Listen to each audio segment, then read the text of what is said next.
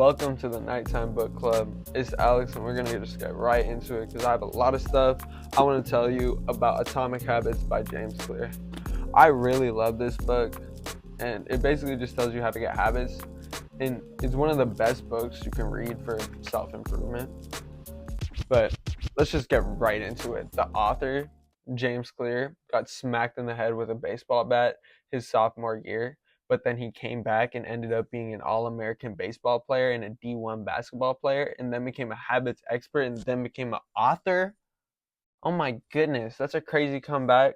Because, oh, did I forget to mention? He was all mangled and disfigured, and he had to go to the ER, and he was concussed, and he didn't make the baseball team his junior year, and he still came back. Like, damn, that's pretty cool, dude.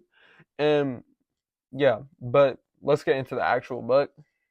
Basically, uh, atomic habits means small habits, which could literally mean anything, but it's just good habits stacking on top of each other that that make you better.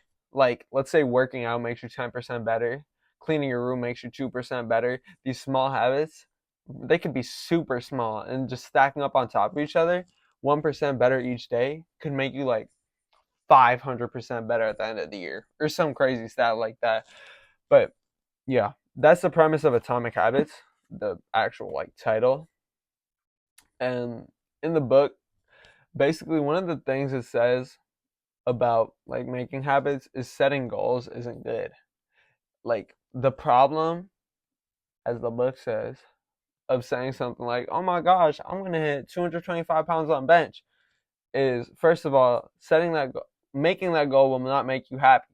It'll make you set another goal. So there's no point of doing that anyway. Second of all, the goal isn't helping you at all. The system is what's helping you. The book says to make systems.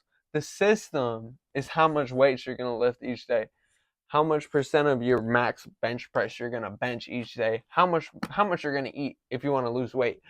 Like, that's what you should be focusing on, because that's what actually is going to yield those results. But basically, to make habits, the book goes over the 4 laws of behavioral change, which the first law being make it obvious. If something isn't obvious, you're most likely not going to notice it. If you don't know that the gym exists, you're not going to the gym. If you forget about the gym, you're not going to the gym. You have to make these things conscious.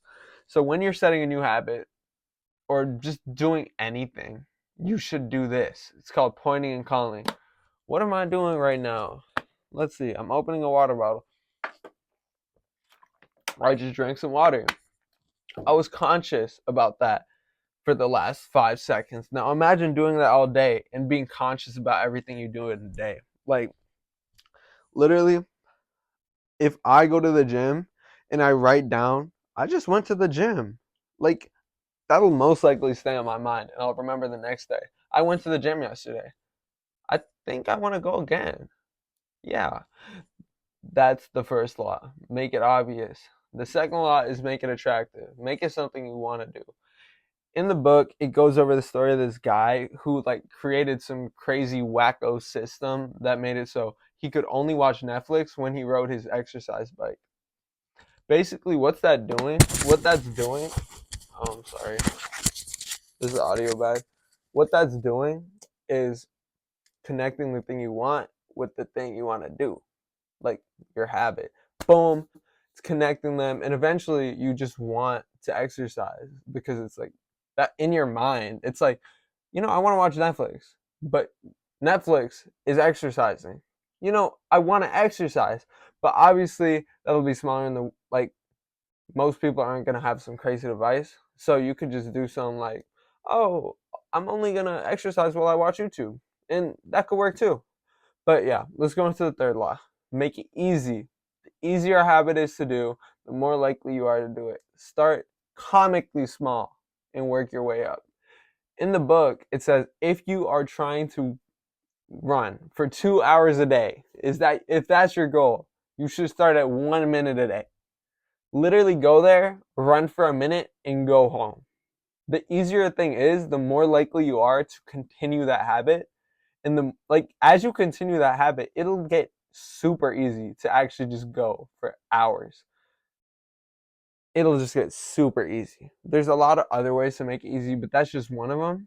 Let's move into the next law. The other law it said was make it satisfying, because us as humans are more likely to complete a behavior that's satisfying. And one of the most satisfying human experiences, as said in the book, is making progress. Duolingo has a pretty cool thing. It's like a little thing that when you go on the app, it's like a little fire. And it's like, oh my gosh, you study Spanish for 365 days. Good job.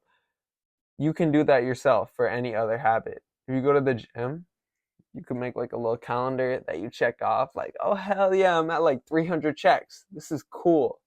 And now I'm like 10 pounds heavier. This is sick. Like, you could do something like that. Just anything that gives you the feeling of making progress. That's really good because it'll make you feel satisfied. But those are the four laws, and the book goes a lot more in depth about these four laws. I just don't have that much time to talk about that.